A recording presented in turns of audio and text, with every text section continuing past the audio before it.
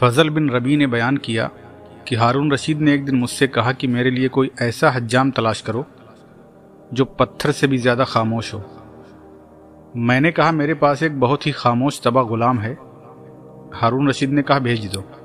میں نے بھیج دیا اور تاکید کر دی کہ بالکل خاموش رہنا اور خوب اچھی طرح تیار ہو کے جانا۔ پھر اس کے بعد میں ہارون رشید کے پاس پہنچا تو میں نے اسے سخت غصے میں پایا۔ مجھے دیکھ کر کہنے لگا فضل یہ کچھ مختلف قسم کا آدمی ہے، اسے ہم بعد میں دیکھیں گے۔ میں نے کوئی جواب نہیں دیا۔ پھر اس کے بعد خصوصی خادم سے اس کے بارے میں پوچھا تو اس نے بتایا کہ جب اس نے حجامت شروع کی تو بولا امیر المومنین میں آپ سے کچھ پوچھنا چاہتا ہوں۔ امیر المومنین نے کہا کیا؟ بولا آپ نے محمد کو مامون پر فوقیت کیوں دی جبکہ مامون اس سے بڑا ہے؟ کہا پہلے تم فارغ ہو جاؤ اس کے بعد جواب دوں گا۔ پھر تھوڑی ہی دیر ہوئی تھی کہ بولا امیر المومنین ایک بات اور بتا دیجیے۔ کہا وہ کیا؟ بولا آپ نے جعفر بن یحییٰ کو کیوں قتل کیا؟ کہا یہ بھی تمہارے فارغ ہونے کے بعد بتاؤں گا۔ بولا ایک آخری سوال اور ہے۔ کہا بول۔ بولا آپ نے بغداد پر اس شہر کو ترجیح کیوں دی جبکہ بغداد اس سے اچھا ہے؟ کہا اس کا جواب بھی فراغت کے بعد دوں گا۔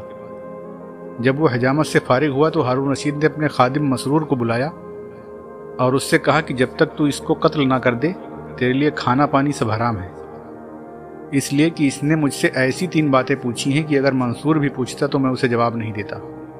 فضل کہتے ہیں میں وہیں بیٹھا تھا کہ ابو دلامہ رشید کے پاس روتا ہوا آیا اور دلامہ کے ساتھ یہ طے کر کے آیا تھا کہ میں رشید کے پاس جا کر تیری موت کی خبر دوں گا اور تو زبیدہ کے پاس جا کر میری موت کی خبر دینا۔ رشید نے جب اسے روتے ہوئے دیکھا تو کہا کیا بات ہے، کیوں رو رہا ہے؟ بولا ہم دونوں میاں بیوی ایک جنگل میں پتھر کھانے والے پرندوں کے ایک جوڑے کے پاس خوشحال اور آسودہ زندگی میں امن و سکون کے ساتھ رہتے تھے کہ گردش روزگار نے ایک جھٹکے سے ہمیں جدا کر دیا اور میں نے کبھی جدائی سے زیادہ وحشتناک چیز نہیں دیکھی۔ اتنا کہنے کے بعد بلند آواز سے چیخ چیخ کر رونے لگا اور بولا امیر المومنین دلامہ کا انتقال ہو گیا اور میرے پاس اس کی تجہیز و تکفین کے لیے کچھ نہیں ہے۔ ہارون رشید نے حکم دیا کہ اسے کچھ مال دے دیا جائے۔ ادھر یہ ہوا ادھر دلامہ زبیدہ کے پاس روتی ہوئی پہنچی۔ زبیدہ نے کہا کیا بات ہے؟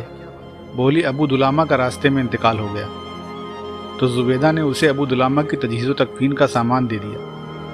جب وہ چلی گئی تو ہارون رشید حجام کے سوالات اور دلامہ کی موت سے غصے میں بھرا ہوا زبیدہ کے پاس پہنچا۔ زبیدہ بولی کیا بات ہے، بہت رنجیدہ ہیں؟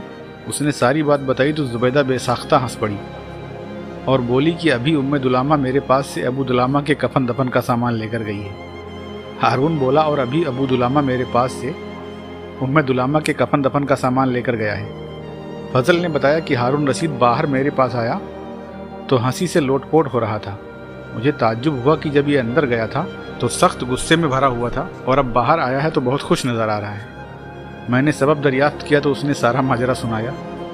میں نے مزاج اچھا دیکھ کر حجام کی سفارش کی تو اس نے قبول کی اور اسے رہا کر دیا اور ابو دلامہ کو بلا کر اس سے پوچھا کہ تو نے یہ سب کیوں کیا؟ بولا امیر المومنین آپ کی عطا و بخشش تک بغیر ہیلے کے رسائی نہیں ہوتی، اس لیے میں نے یہ ہیلا کیا۔ تو ان دونوں میاں بیوی کے ہیلوں کی ظرافت کا تصور کر کے سب لوگ ہنس پڑے۔